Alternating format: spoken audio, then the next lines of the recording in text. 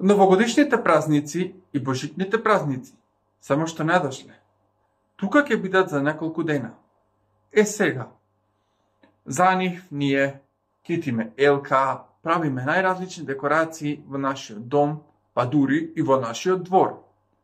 Сега, во оваа кратка новогодишна бајка, вие ќе слушните од каде потекнува новогодишната елка, зошто се става врв на неа, некои факти за омилениот Дедо Мраз на децата, за тоа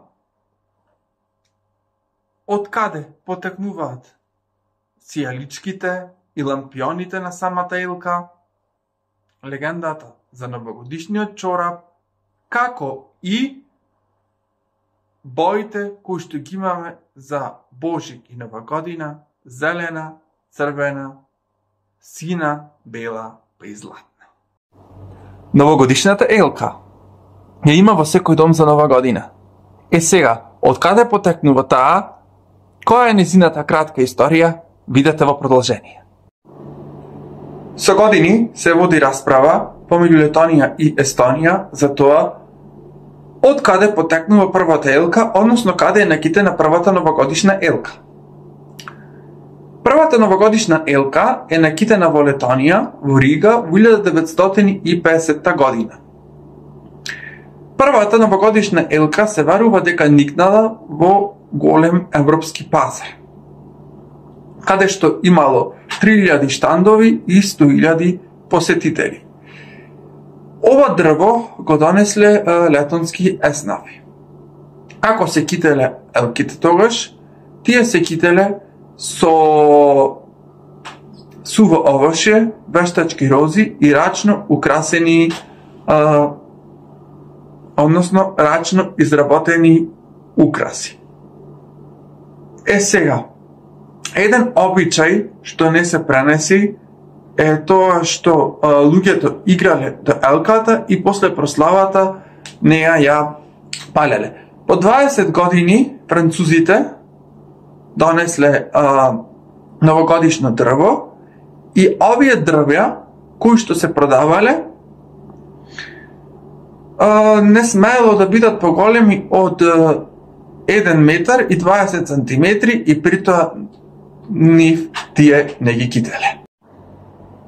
Секогаш на врвот од елката ние поставуваме звезда. Но зашто е тоа така? Ајде да слушниме. Новогодишните и божитните празници се вистинска можност за декорирање на елката, украсување на просториите и празничен дух кој во тоа време не мами. Тоа е време кога семејството се собира, кога се разменуваат подароци и кога се прават планови за годината што предстои. Меѓутоа, оно што најмногу ги радува малите е декорирањето на елката. Многумина од нас не знаат која е вистинската причина поради која декорираме елката. Но се е убаво објаснато во една руска бајка. Имено над пештарата во која Христос бил роден, растеле дрва, бор, кедар и елка. Нив ги обсипала светлината на Христовото раѓање, па посакале и тие нешто да подарат. Кердарот ги затресал своите гранки и пред пештарата паднале иглички, полни со убав мирис. Борот ги спуштил на јубавите шишарки, додека елката горчливо плачела, поради тоа што намала мирис на игличките, ето имала шишарки. Незините слози ги видела звездата, па се сожалила. Испратила мала звезда да се спушти на незиниот врв. Тогаш таа ја прекрила со звездина светлост и длабоко започнала да се поклонува. Ја спуштила звездичката пред пештарата, каде во јаслите на сламата лежел Христос. Затоа денес на врвот на елката се става звезда, како знак на љубов кон Исус Христос. Подароците кои се поставуваат под елката се потсетување на Христовото раѓање и баш таа радост треба да ги израдува децата. Сите дечиња веруваат во Дедо Мраз и го обожуваат Дедо Мраз, бидејќи ќе им донесе поклони. Но, ајде да слушнеме некои факти за него. Интересни факти за Дедо Мраз. Дедо Мраз е познат и по други имиња, како например Свети Никола, Божиген татко или Крис Крингл. Дали знаете дека Дедо Мраз има листи и ги проверува 2 пати? Има една листа за момчиња и една за девојчиња. Тој ги користи овие листи за да види кој бил добар оваа година, а кој бил лош. Никој не знае каде живее точно тој, но се верува дека живее на северниот пол. Тоа е место кое е тешко достапно и е совршено за никој да не го најде. Заедно со Дедо Мраз живее и Баба Мразица и неговите џуџиња кои му помагаат во правењето на подароците. Многу луѓе веруваат дека тој се родил во 270 година. Во 1823 година некој човек утврдил дека го запознал Дедо Мраз, напишал песна за него и за тоа како тој изгледа. Тој го представил како старо џуџе облечено во црвено, со црвени обравчиња и голем стомак кој му се тресе кога ќе се насмее. Се верува дека џуџињата на Дедо Мраз се многу вредни и прават играчки за момчиња и за девојчиња преку целата година. Има многу теории за тоа како Дедо Мраз успева да ги донесе сите подароци само во една ноќ. Многу веруваат дека временската разлика му помага за отприлика 2 дена да ги донесе сите подароци на сите деца во светот. Некои веруваат дека Дедо Мраз има моќ да го контролира времето. Тој може да го сопре времето за да ги достави сите подароци во една ноќ. Според некои очевидци, тој се движи со магична санка и елени кои ја влечат санката. Сите елени не може да летаат, туку само оние кои се испрскани со магичната прашина. Дедо Мраз многу сака да јаде колачиња и да пие млеко. Затоа оставете му нешто благо, затоа што сигурно ќе биде многу гладен и жеден од неговото патување. Сите ние на новогодишната елка ставаме и сијалички. Од каде потекнува таа традиција? Знаете? Ајде да слушнеме сега. Светилките за новогодишната елка се традиција што потекнува од Германија и датира од 17 век, додека колегата на Томас Едисон, Едвард Хиберт Џонсон е заслужен за традицијата на декоративни светилки, односно осветлување на елката. Сепак, начинот на осветлување на елката во тоа време бил доста небезбеден, бидејќи ефектот на осветлување бил со серија запалени свеќи на гранките. Дзунзурки бе? Мора значи да ги има на елката. Но од каде потекнува првата дзунзурка? Знаете? Ајде сега слушнете. Составен дел од новогодишната накитена елка се дзунзурките. Тие за прв пат се појавиле во Германија во средината на 19 век од страна на занаетчија за стакло по име Ханс Грајнер.